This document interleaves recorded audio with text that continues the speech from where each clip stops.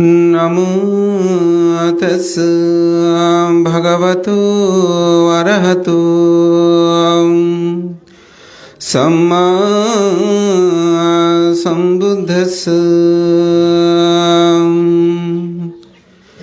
सुको मत्तयतलोके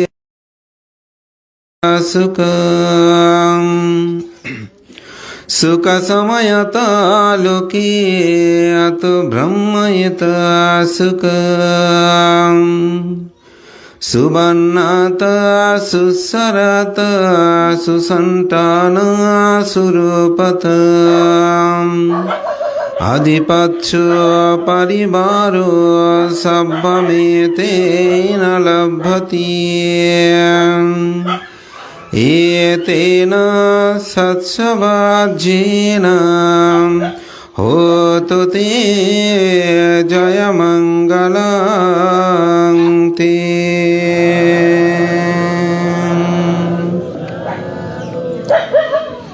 ইতিহাস ঐতিহ্যে সমৃদ্ধময় শিলঘাটা গ্রাম, যে গ্রামের ইতিহাস লিখতে গেলে যে পরিবারকে বাদ দিয়ে ইতিহাস করা যাবে না, সেই পরিবারেরই প্রয়াত হরকিশোর তালুকদার এবং বিরাশী তালুকদার, শৈলেন্দ্র বড়ুয়া, বীণাপানি বড়ুয়া, দুদুল বড়ুয়া এবং জুয়েল বড়ুয়া প্রয়াতগণে স্মরণ করে আজকে আয়োজিত পূর্ণময় অনুষ্ঠানের অন্যতম আয়োজক, আমার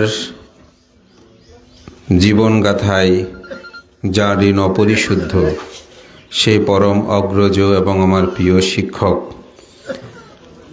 বাবু মনোরঞ্জন বড়ুয়া এবং ওনার এই সহধর্মিণী আমার পরম কল্যাণকামী মঞ্জু বড়ুয়া এবং শ্রদ্ধাবতী উপাসিকা অপর্ণা বড়ুয়ার পরিবার কর্তৃক আয়োজিত আজকের এই মহতিপূর্ণময় অষ্টবর্ষের সঙ্গদান অনুষ্ঠানের পরমারাধ্য মাননীয় সংঘপ্রধান, বাংলাদেশে বিনয়শীল ভিক্ষু হিসাবে যার খ্যাতি সুনাম সুযশ, মৈত্রীর বাড়ি সিঞ্চনে আমরা যারা সমৃদ্ধ, এই গ্রামের একতা ঐক্যতার অন্যতম প্রতীক শিলঘাটা পরিনির্বাণ বিহারের আজীবন বিহারাধ্যক্ষ বিমুক্তি বারিদি, বহু প্রতিষ্ঠানের প্রতিষ্ঠাতা আমার মুদীয় গুরুদেব পরম সদ্য বিদর্শনাচার্য বিমুক্তি বারিদি সদ্য গুরুভান্তে, এ গ্রামের জন্মজাত পরম শ্রদ্ধেয় দোপাচারী বনবিহারের অধ্যক্ষ সদ্য দেবানন্দ মহাতেরও, বহু গ্রন্থ প্রণেতা ত্রিপিটক গ্রন্থের অনুবাদক রাহুল স্থবির, দীপানন্দ, প্রিয়জিৎ প্রমুখ মাননীয় সঙ্গের প্রতি বিনম্র চিত্তে শ্রদ্ধা অর্ঘ্যবন্দনা নিবেদন করছি। আমার পরম জ্ঞাতিবৃন্দ, উপাসক উপাসিকা, দায়ী দেয়িকা সকলের প্রতি আমি মৈত্রীচিত্তে পুণ্যদান, যাদেরকে স্মরণ করে আয়োজন, সে আমার পরম জ্ঞাতিগণের উদ্দেশ্যে পুণ্যদান করছি। আজকে দেশনাথেও আমি একটু স্মৃতিচারণেই আমার কথাগুলো আমি উপস্থাপনা করব। মহাকারণিক তথাগত বুদ্ধ বলেন, সুবর্ণতা সুসারতা সুসন্টানা সুরূপতা আদিপচ্ছ পারিভারু সব্বামে তেনা লভ্যতি। বুদ্ধ এখানে বলছেন সুন্দর দেহ, সুন্দর দেহ বলতে রং ফর্সা নয়, সুন্দর দেহ বলতে যাকে দেখলে মায়া উৎপন্ন হয়, সদ্য উৎপন্ন হয়। আমরা বলি না মানুষটা কালে হলেও যেন ভালো লাগে, সদ্য উৎপন্ন হয়, সে অর্থেই বলছে সুবর্ণতা, সুন্দর বর্ণ, সুন্দর দেহ, সুন্দর কণ্ঠস্বর এবং পরিবারের আধিপত্যতা, অর্থাৎ ঐতিহ্য পরিবারে জন্ম নেওয়া। এটা বলছেন যে মানুষ জন্ম জন্মান্তরে দান, শীল, ভাবনা, পুণ্যাদি কর্ম সম্পাদন করে তারা উন্নত পরিবারে জন্মগ্রহণ করতে পারে। তা আমি বলবো আজকে যারা আয়োজক তাদের অতীত জন্ম জন্মান্তরের পুণ্য আছে, তারা সেরকম একটি পরিবারে জন্মগ্রহণ করেছে। হরকিশোর তালুকদার আমরা সবাই কম বেশি জানি।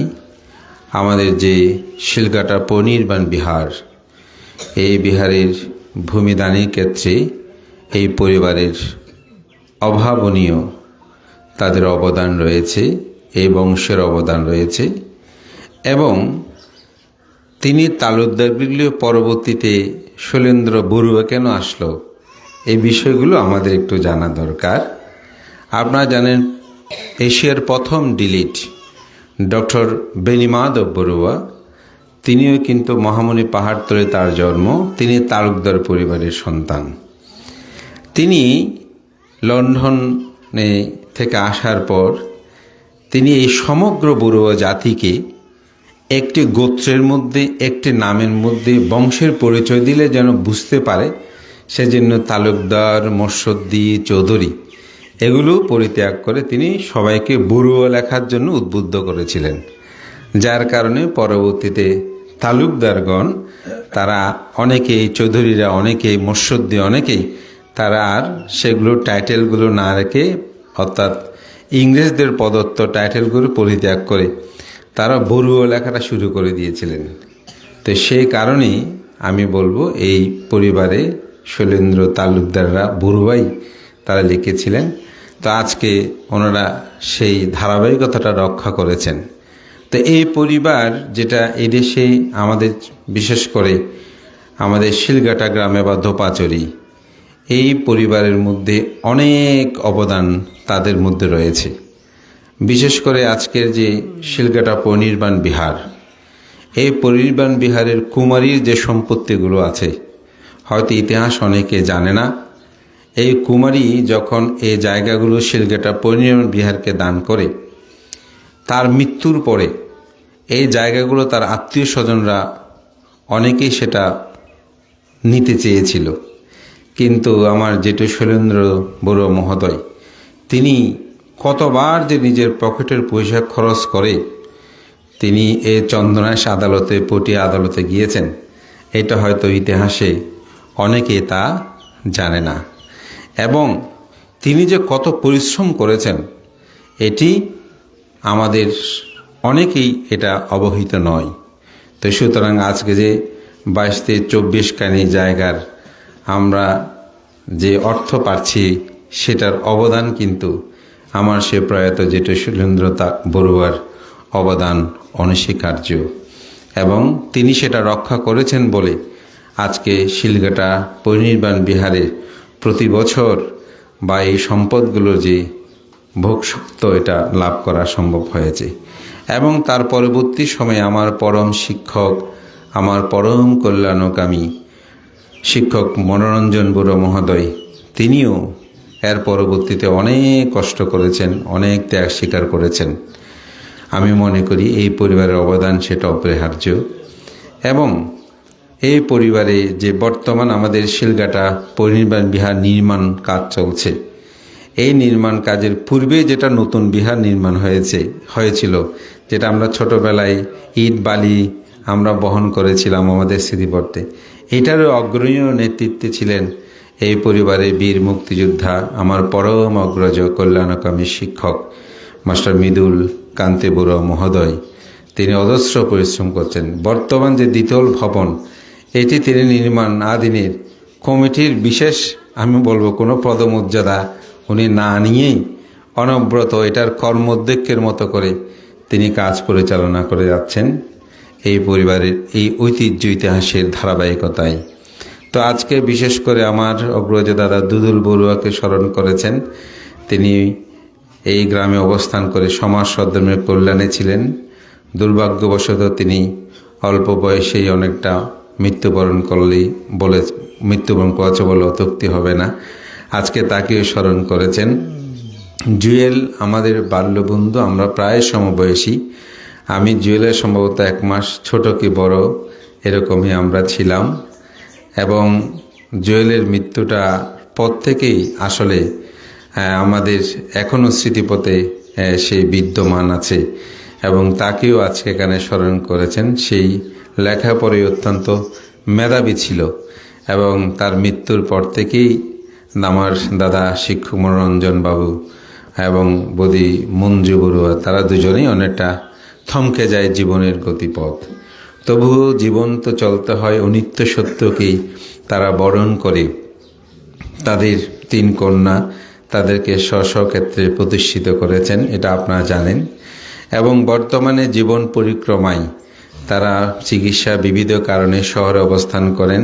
আমার ভাই যে আমার অত্যন্ত প্রিয় এনি বড়ুয়া এবং তার স্বামী আমাদের সমাজ গগনে নিবেদিত ব্যক্তিত্ব সমদত্ত বড়ুয়া, সেখানে তাদের দুজনকে পিতৃতব্যভাবে সমদত্তবাবু সহ সেবা যত্ন সমস্ত কিছু ব্যবস্থাপনায় হয়তো অন্য কন্যারাও তার খবরাখবরে সর্বত্র হয়তো সহযোগিতা করেন। তো আমি বিশেষ করে জয়সেনকে অত্যন্ত ধন্যবাদ জানাই। আমাদের চেয়ে জয়সেন প্রায় সময় খবরাখবরটা বেশি নেয়, যোগাযোগ রাখে। তার সাথে দেখা হলে আমি জিজ্ঞাসা করি যে তুমি দাদার ওখানে গিয়েছে কিনা, বৌদিরা কেমন আছে, মুনা কেমন আছে, ইনি কেমন আছে। তাদের খবরগুলো মূলত তার সাথেই অনেকটা নিই। আমার হয়তো ধর্মময় ব্যস্ততায় অনেক সময় সম্ভবপর হয়ে ওঠে না। আমরা যারা বলবো 90 দশক বলেন, 21 শতাব্দী বলেন, আমরা যারা আজকে হয়তো সমাজ সধর্মের কল্যাণে বা অনেকে পারিবারিক জীবনে সমাজ গগনে যারা সুপ্রতিষ্ঠিত হয়েছেন, আমি মনে করি আমাদের পরম কল্যাণ মিত্র শিক্ষক মনোরঞ্জন বাবুর অবদান অপরিসীম এবং অপরিশুদ্ধ। এবং এই বাড়িটাই আমি মনে করি আমাদের শিক্ষার বাতিঘর। আমরা স্কুল কলেজে লেখাপড়া করলেও এখানেই আমাদের এই গ্রামের প্রায় ছেলে মেয়ে প্রাইভেট পড়াতাম, দাদার কাছে আসতাম। তিনি ইংরেজিতেও খুব ভালো ছিলেন, অঙ্কেও তিনি খুব সুদক্ষ ছিলেন এবং এই দুটি বিষয়ে তিনি অত্যন্ত সুদক্ষ ছিলেন। এই আমাদের গ্রামের আজকে যে রাস্তাঘাটের যে অবস্থা, বাইরে গিয়ে ছেলেমেয়েরা যেভাবে শিক্ষা দীক্ষা অর্জনের সুযোগটা হয়েছে, আজকে আমাদের শিলঘাটা গ্রামের কমপক্ষে 100-র উপরে বাসা রয়েছে হয়তো, বা 20-30টা ফ্ল্যাট বাড়ি রয়েছে। কিন্তু আজ থেকে 30-40 বছর আগে এটা কল্পনা করা যায়নি। এখানেই শিক্ষা দীক্ষার বাতিঘরটা ছিল এবং শিক্ষক ছিল অপতুল। আমি মনে করি সেই সময় দাদা মনোরঞ্জন বাবু আমার প্রিয় শিক্ষক, তিনি যেভাবে কাজ করেছেন এটা অতুলনীয়। সবাই বেতন দিতে পেরেছে এমনও নয়। আমার ছোটোবেলার স্মৃতিগুলো মনে পড়লে এখনও আসে। পড়তে দিতে এসেছে, বলেছে না তখন আমি টাকাটুকু দিতে পারবো না, তোমাকে এমনি পড়াতে হবে। এইভাবেও অসংখ্য জনকে তিনি শিক্ষাদান করেছেন। শিক্ষক হিসাবে তিনি একজন সফল সুদক্ষ এবং আমাদের শিলঘাটা ধোপাচড়ি উচ্চ বিদ্যালয়ে তার সুনাম, তার ব্যক্তিত্বের কাছে আমরা সবাই হেরে যেতাম। শুধু শিক্ষার ক্ষেত্রে নয়, তিনি আমাদের সাথে, আমরা ছাত্র কিন্তু আমাদের সাথে একসাথে তিনি ফুটবল খেলেছেন, আমাদেরকে খেলাধুলোয় সহিত করতেন। একজন শিশুর মননশীলতা, একজন ছাত্রের মননশীলতা বিকাশে তার ভূমিকা রয়েছে। এবং আমাদের এই পরিবারের সন্তান মুনা, সে খুব ভালো গান গাইত এবং আমাদের সংস্কৃতি বিকাশেও তার যথেষ্ট অবদান রয়েছে, এই পরিবারের অবদান রয়েছে। এবং এই ক্ষেত্রে বৌদি মঞ্জু বড়ুয়া, তিনি তার অবদান, এমনকি এখানে গান শেখা সেরকম কিছু ছিল না। বিশেষ করে আমাদের পুরবী ম্যাডাম আমরা যাকে বলতাম, তিনি গানের একটা বিপ্লব ঘটে। বাকি আগে সুদত্ত দাদা মাস্টার ওনারা কয়েকটা গাথা বলতেন, কিন্তু পরবর্তী সময় মুনা বিশেষ করে করলে গিয়ে সেখানে থাকতো বন্ধের সময়গুলোতে, সেখানে সেই গানের তালিম নিয়ে পরবর্তীতে গ্রামে সংস্কৃতি বিকাশেও একটি অনন্য ভূমিকা প্রতিপালন করেছেন। তো আমি এই কথাটা বলছি, একটি ঐতিহ্যময় এই পরিবার এবং এই পরিবার আজকে ডাক্তার, ইঞ্জিনিয়ার, অনেকে অনেক পথে অগ্রসর হচ্ছেন। আমার ভাইপো এখন ভালো ইঞ্জিনিয়ার হয়েছেন, সেই সুনাম সুযশের অধিকারী হচ্ছেন আমাদের বাসু। তো আমি মনে করি আস্তে আস্তে সবাই এই পরিবারের যে ঐতিহ্য, এটাকে আবার তুলে ধরার ক্ষেত্রে অবদান রাখছেন।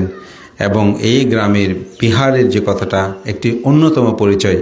অতি সাম্প্রতিক সময়ে আমার দাদা মৃদুল কান্তি বড়ুয়া মহোদয়, তিনি আমাদের বিহারের রেলিং সহ বাসু সম্পৃক্ত হয়ে আমার বাল্যবন্ধু বিন্দু সহ তাদের পরিবার এইভাবে অবদান রাখছেন। তো আমি মাঝে মধ্যে ভাবি, আসলে রক্তের একটা স্রোত দ্বারা মানুষকে টানে।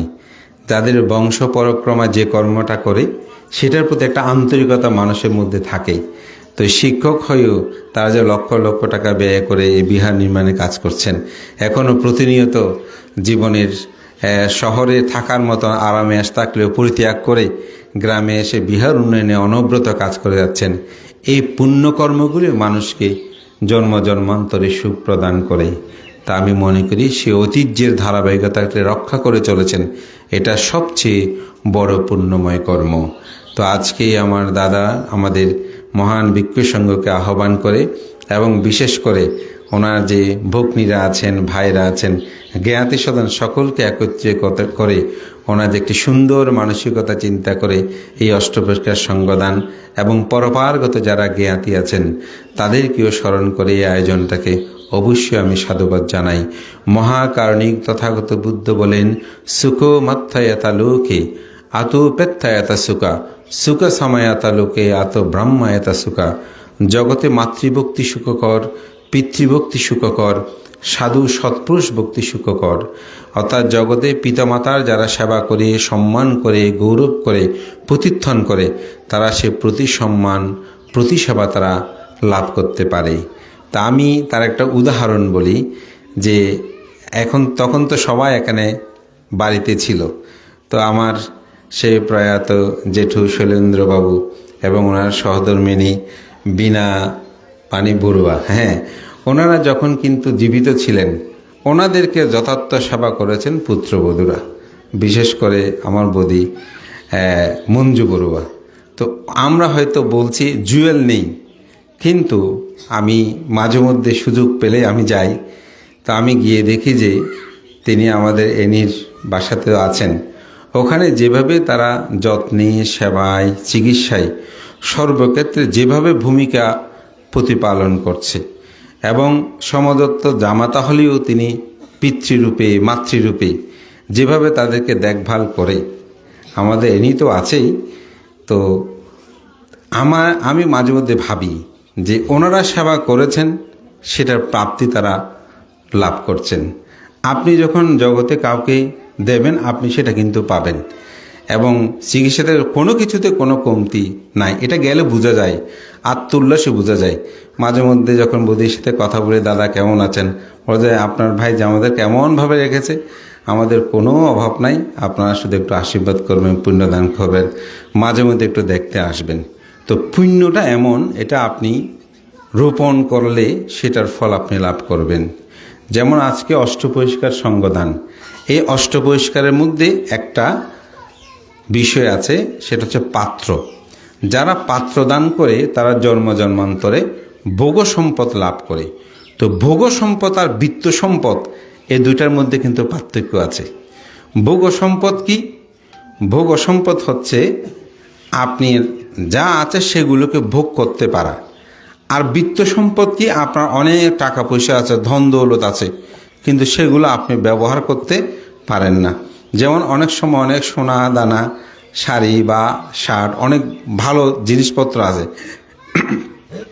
আপনি ট্রাঙ্কে জমা রেখেছেন, কিন্তু এগুলো পরিধান করতে পারেন না, বিপদের কারণে হোক অথবা করব করে হোক, অনেক সময় এটা সম্ভব হয় না। তাহলে আপনার কাছে কি সম্পদ নাই? সম্পদ আছে, কিন্তু সেটা আপনি ব্যবহার করতে পারছেন না। ঠিক আমাদের মধ্যে অনেক সন্তান আছে, অনেক মা বাবার দেখবেন যে সন্তান আছে, 2, 3, 5, 10টা সন্তান আছে, কিন্তু কেউ মা বাবাকে দেখে না। তাহলে তার কি সন্তান নাই? সন্তান আছে, কিন্তু দেখভাল করে না। অর্থাৎ সম্পদ আছে, কিন্তু আপনি ভোগ করতে পাচ্ছেন না। আর কিছু মানুষ আছে সন্তান নাই, ঠিক 2-1 জন আছে বা একজনও আছে, সে কিন্তু দেখভাল করে। তো জুয়েল নাই হয়তো, এটা স্বাভাবিক, সন্তান, কিন্তু জুয়েলের চেয়ে তো আমার মনে হচ্ছে যে বেশি করে। সুতরাং কন্যা সন্তান, পুত্র সন্তান, এগুলো এখন আর বিভাজন নাই। সমাজ গগনে যদি আপনি ধার্মিক সন্তান তৈরি করতে পারেন, সে কন্যা সন্তান হোক, পিতৃ সন্তান হোক, আমি মনে করি সেটা হচ্ছে যথার্থতা কর্ম। এখন আমাদের গুনসা দাদা আছেন, ওনার মেয়ের সাথে আমার কিছুদিন আগে দেখা হয়েছিল। তো দেখা হয়েছে বিহারে। তা আমি তাকে জিজ্ঞাসা করলাম যে তুমি কেমন আছো ভাইজি? বলে আপনাকে তো ফান করলে পাই না, আমি অনেকবার ডেট পেয়েছি, পাচ্ছি না। আমি তো কী করবো, এখন ফাং আগে থাকে কি করতাম। তো আমি তুমি একটু, আমি সাধারণত দেখা হলে মা বাবাকে দেখি কিনা সত্যি কথা এটা আমি জিজ্ঞাসা করি। তা আমি দাদা বৌদিদেরকে তুমি একটু দেখাশোনা করো, বজবান্তে হ্যাঁ করি, আমাকে করতে হয় না, আমার স্বামী ওনাদের জন্য সব কিছু করে, এমনকি আমার বাবার খরচের প্রতি মাসে 5,000 টাকা করে পাঠাই। আমি সাধু সাধু ভাই, যে আমি খুব খুশি হলাম। বলে যে কেন দেখবো না। তো সে একটা খুব সুন্দর কথা বলেছে। বলে ভান্তে আমরা যখন ছোট ছিলাম একদিন আমার বাবা আমাদেরকে স্নান করিতে পুকুরে নিয়ে গেছে। তো একজনে বলতেছে যে হয়তো তোমাদের এদিকে ব্যাকো মাইফ এই মাইফিন তুই কেন করবি, ইন তো তোরে শেষ করিব। তো হতে আমার বাবা বলছে এন হইও ইন ব্যাকন আর মানিক, ইন আর মানিক তুই এন করে নহইবে। এটা আমি ওনার মেয়ে থেকে কথাটা বলছি। তা আমি বললাম বজে ভান্তে আমার বাবা আমাদেরকে এইভাবে বলেছিল যে মানুষের মুখে, গ্রাম তো এরকম 2-3টা মেয়ে দেখলে অনেকে অনেক কথা বলে, তো উনি মুখে বলেছে যে এগুলো আমার মানিক। ঠিকই আজকে তারা মানিক হয়েছেন, তারা সেটা দেখভাল করছেন। এই জন্য আমি বলবো দুঃখ করার কিছু নেই। জুয়েল হয়তো তার কর্মে চলে গেলেও আজকে আমার দাদার 3টা সন্তান, 3জনই তারা মানিক হয়েছেন এবং এমন করেন তারা আজকে দেখভাল করছেন। এনি বাসায় থাকলে অপরপরা তারা খবরাখবর নেই। এটা আমাদের দায়িত্ব, আমাদের কর্তব্য। এটি মনে করি যদি মা বাবার প্রতি দায়িত্ব কর্তব্যগুলো যথার্থভাবে প্রতিপালন করে, আমি মনে করি মা বাবাও সেখানে আনন্দ লাভ করে। এবং আমার ব্যক্তিগত জীবনে আপনারা আমাদের পরিবারও দেখেছেন, আমার দাদারা অর্থবিত্ত সব কিছু দিয়েছে ঠিক, কিন্তু আমার মা আমার দিদির বাসায় সেখানে ছিলেন। তারা টাকা পয়সা দিয়েছে সেবা দিয়ে, কিন্তু তাদের স্ত্রী চাকরি করে, তারা দাদারা চাকরি করে, ব্যবসা করে, বিবিধ কারণে মা যেভাবে হয়তো সময় নিয়ে সেবা পাওয়ার সেই সুযোগটা কম থাকাতে আমাদের ওখানে থেকেছেন। তো আমাদের সবার উচিত যে সন্তানকে আমরা যেন সন্তান রূপে যদি মানুষ করি, তারাই আমাদেরকে দেখভাল করবে। আজকে সেটা এখানে প্রতীয়মান হয়েছে। দাদাও আজকে অনেক বিশাল করে এই পুণ্যকর্ম সম্পাদনের মাধ্যমে। তো আমিও এসে খুব আনন্দপ্রীত অনুভব করছি এবং এর দ্বারা আমি মনে করি সন্তানগণকে যদি আমরা সুশিক্ষিত করতে পারি, তাদেরকে যদি মানুষের মতো মানুষ করতে পারি, তাদেরকে যে ভালো আদর্শ শিক্ষা দিতে পারি, আমি মনে করি সেখানেই তাদের প্রাপ্তি ঘটে। তো আমার দাদার জীবনটা অবশ্য আমি মনে করি তিনি সফল। কেন সফল? আমরা যারা আজকে এখানে প্রতিষ্ঠিত হয়েছে, আমাদের আনন্দ এখানে বলছেন জয় সেন থেকে শুরু করে এখানে সবাই আমাদের আমরা সবাই কিন্তু দাদার ছাত্র।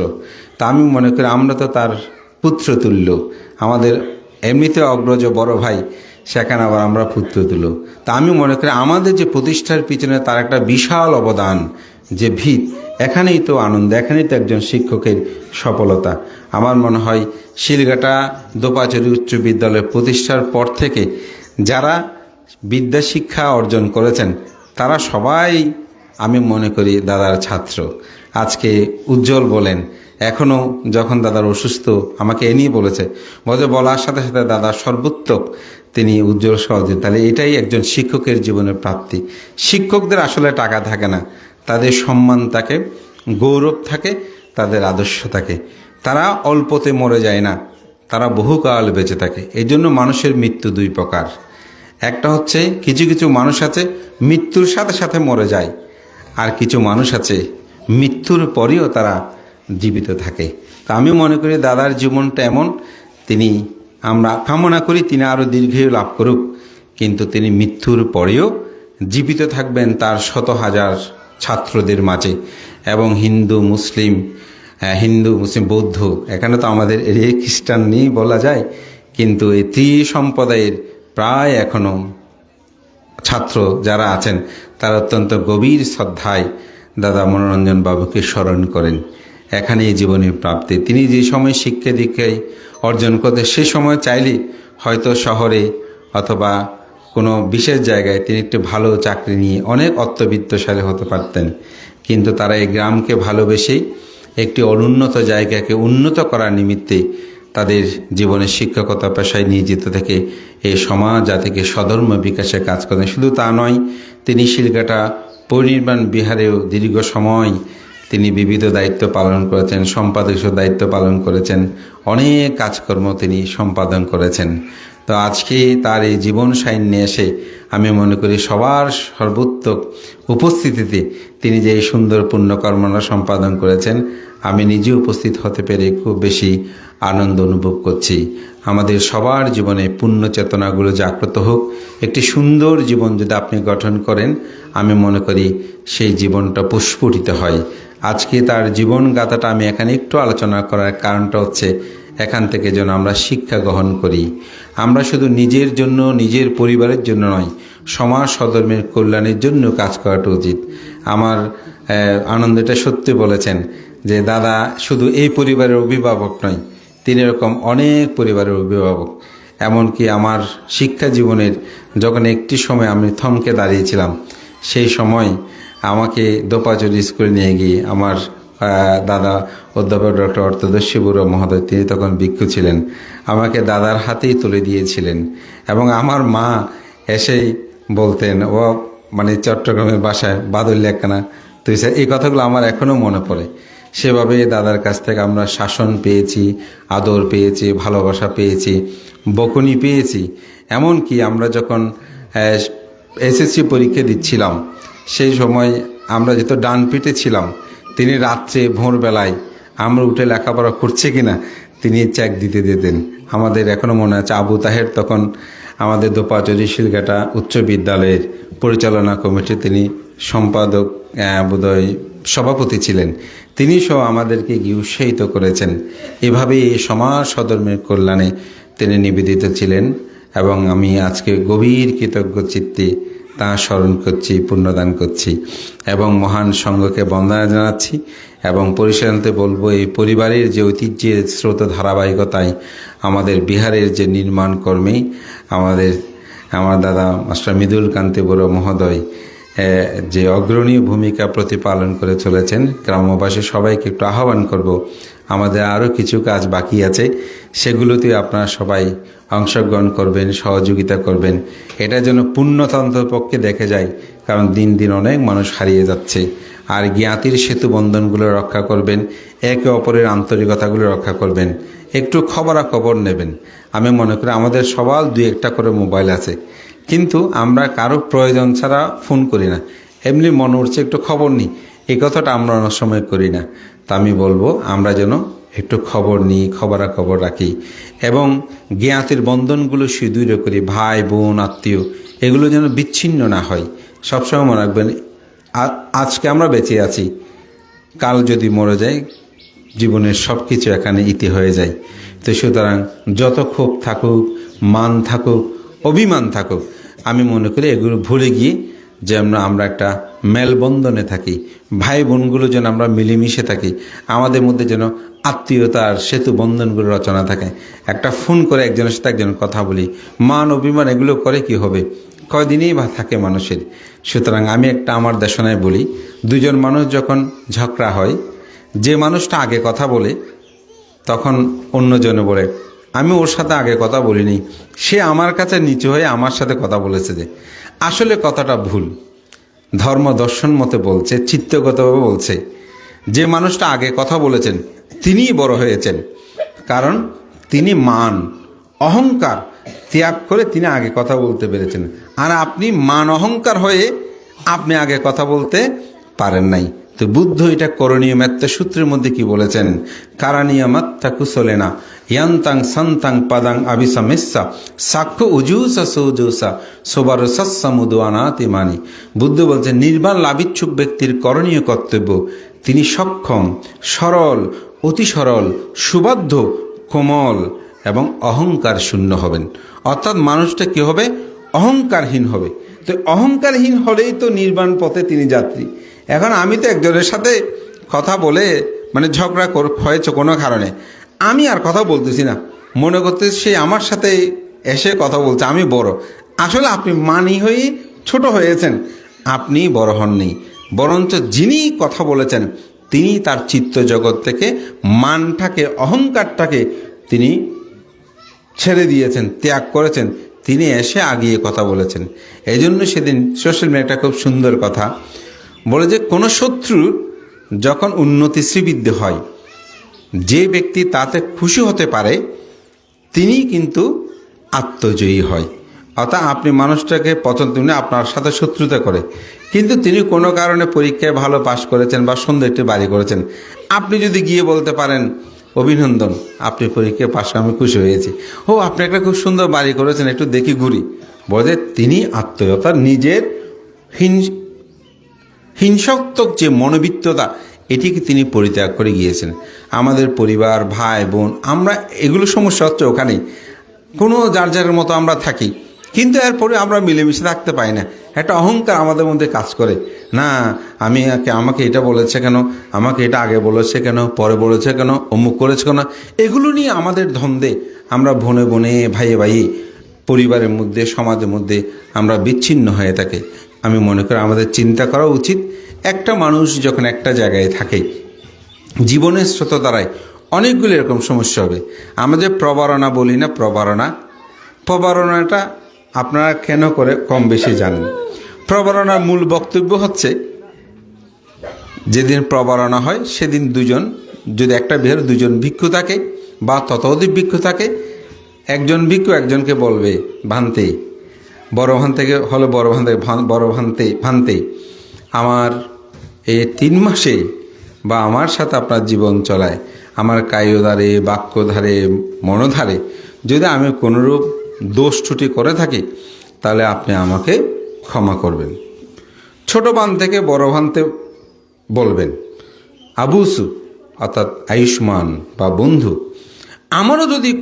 আমার আচরণও যদি তুমি কোনো দোষ ত্রুটি তুমি দেখে থাকো, তাহলে করে থাকি, আমার অজ্ঞাতসারে জ্ঞাতসারে, তুমি আমাকে ক্ষমা করবে।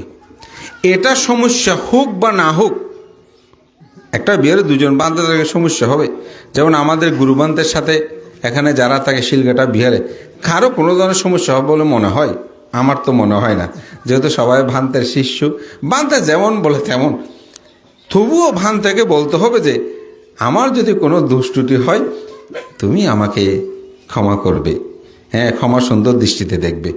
আর ছোট ভান্তে বলে, বড় ভান্তে, আমার যদি কোনো দুষ্ট, আপনি আমাকে ক্ষমা করবেন। এটা বলতে হবে, যেতে না বলে তাহলে তিনি কঠিন চিবর গ্রহণ করতে পারবে না। অর্থাৎ প্রবরণা সম্পাদন না করলে কঠিন চিবর গ্রহণ করতে পারে। কেন বুদ্ধ এই কথা বলেছেন? সেটা হচ্ছে, একে অপরের মধ্যে মেলবন্ধন, সেতু বন্ধনগুলো থাকে, যাতে কোনো কারণে সংগঠিত হলো। কিন্তু আমরা বুদ্ধের সে আদর্শের মানুষ হয়ে সকাল সন্ধ্যা বন্দনা করে বলছি, জগতের সকল প্রাণী সুখী হোক। বলি ঠিক, কিন্তু ভাই ভাই, বোন বোন ঠিক নেই।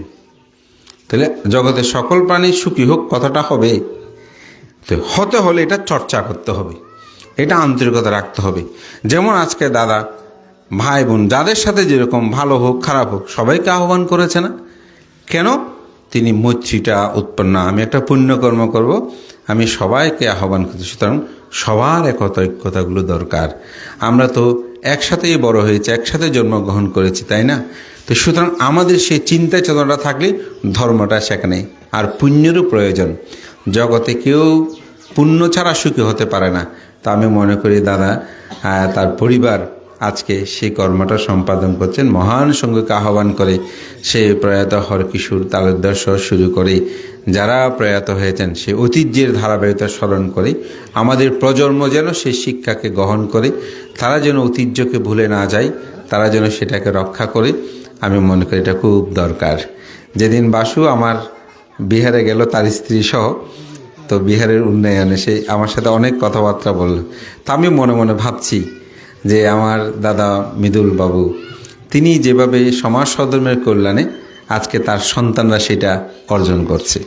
এবং দাদা মনোরঞ্জন বাবু দেখলাম যে কিছুদিন আগে তিনিও বিহার নির্মাণে তার সাধ্য অনুসারে দানকর্ম, অর্থাৎ বংশ প্রক্রমা শিক্ষাগুলো মানুষ লাভ করে।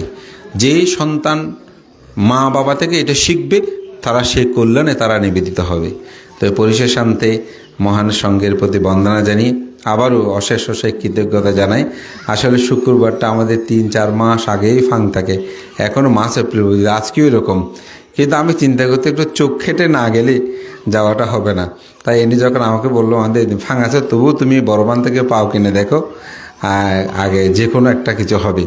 তো আসলে মূলত আজকে আমিও কৃতজ্ঞতা প্রকাশে পুণ্যদানে আমি এখানে উপস্থিত হয়েছি। পুণ্যদান করি এই পরিবার, তাদের উন্নতি শ্রীবৃদ্ধি হোক এবং আমি বিশেষ করে এনি এবং আমাদের সমাদত্ত তারা যেভাবে দেখভাল করে, এটি আমি মনে করি তাদের উন্নতি শ্রীবৃদ্ধি হবে, তারা যেন এটা অব্যাহত রাখে।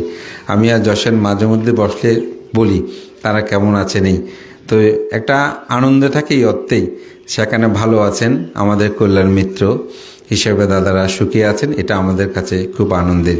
যেমন আমার গুরুভান থেকে বিশেষ করে দীপানন্দ, সুখ দুঃখ যখন যেটা লাগে আমি হয়তো ব্যবস্থাপনা করি ঠিক, কিন্তু সে আমাকে সবসময় বলে দেয় বান্তে ডাক্তার দেখাতে হবে, মুমু করতে হবে। তো একটা নিশ্চিত থাকি যে না, বান্তের ভালো মন্দগুলো সে দেখভাল করছে। তো সেভাবেই আমি তাদেরকে আহ্বান জানাই, এবং মুনার জামাতা সহ, এবং রিমা অবশ্যই তো বাইরে আছে না, তো যাই হোক তাদেরও আশীর্বাদ দেয়, তারা যেন তাদের পিতা মাতাকে দেখভাল করে, তাদেরকে সম্মান করে পূজা করে, আমি মনে করি তবেই মহাপুণ্য লাভ করবেন। আমি সদ্য বনমান্তের একটা উদাহরণ প্রায় সময় দিই। একটা ছেলে গিয়েছেন, বন্দনা করছেন, পদবান্তে আমাকে আশীর্বাদ করেন। তো বান্তে বলছে ব্রহ্মা দেখেছো? পদবান্তে ব্রহ্মলোকে ব্রহ্মা থাকে, কোথায় দেখবে, চুপ করে আছে। তো বলে তোমার মা বাবা বেঁচে আছেন? পদবান্তে বাবা বেঁচে না, মা বেঁচে আছেন। বলে বাড়িতে যাও, ব্রহ্মার পূজা করো, তোমার আশীর্বাদ হয়ে যাবে। তো আশীর্বাদ খুঁজতে গেছে কোথায়? বনবান্তের কাছে। বনবান্তে আশীর্বাদ দেখিয়ে দিল কোথায়? বাড়ির মধ্যে তোমার মাকে পূজা করো। তো এখনও সৌভাগ্য, মুনা, এনি, রিমা, তাদের সৌভাগ্য যে এখনও তাদের দুই ব্রহ্মা বেঁচে আছেন। তা আমি মনে করি তাদেরকে দেখভাল করলে, তাদেরকে সেবা করলে, পূজা করলে এটা হয়ে যাবে।